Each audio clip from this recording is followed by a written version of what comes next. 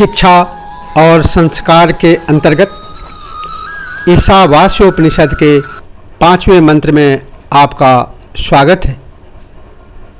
परमेश्वर की अचिंत शक्तिमता तथा सर्वत्र व्यापकता का वर्णन करते हुए कहा गया है, तदेजति तन एजति तद्दूरे तदवंतिके तदन्तस्य सर्वस्य तदु सर्वस्यास्य बाह्यतः।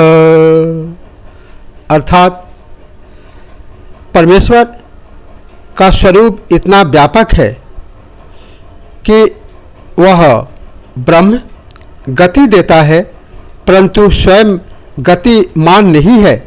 वह स्वयं गति में नहीं रहता। वह दूर भी है और समीप भी है।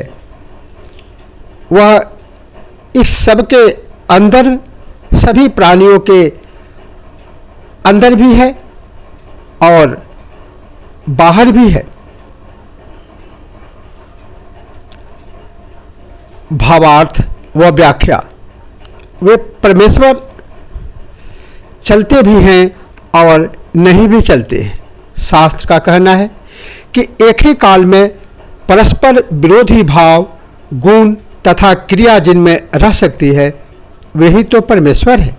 यह उनकी अचिंत शक्ति की महिमा है। दूसरे प्रकार से यह भी कहा जा सकता है कि भगवान जो अपने दिव्य परम धाम में और लीला धाम में अपने प्रिय भक्तों को सुख पहुंचाने के लिए अप्राकृत सगुण साकार रूप में प्रकट रहकर लीला किया करते हैं, यह उनका चलना है।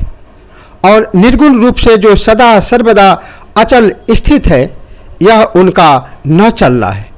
इसी प्रकार से श्रद्धा प्रेम से रहित मनुष्यों को कभी दर्शन ही नहीं देते, अतः उनके लिए दूर से दूर है। और प्रेम की पुकार सुनते ही जिन प्रेमी जनों के सामने चाहे जहाँ भी रहें उसी क्षण प्रकट हो जाते हैं, उनके लिए वे समीप से समीप हैं। इसके अतिरिक्त वे सदा सर्वत्र परिपूर्ण हैं।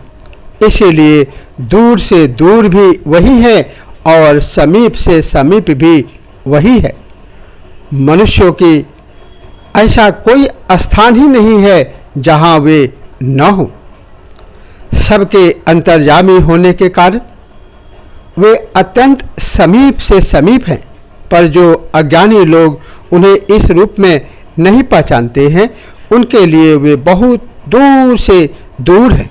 वस्तुतः वे इस समस्त जगत के परम आधार हैं और परम कारण हैं।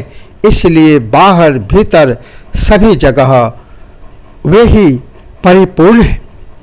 गीता अध्याय 7 श्लोक संख्या 7 में भी कहा गया है, मत प्रतरम नान्यत् किंचिदस्ति धनंजय मयि सर्वमिदं प्रोक्तम सूत्रे मणिगण इव।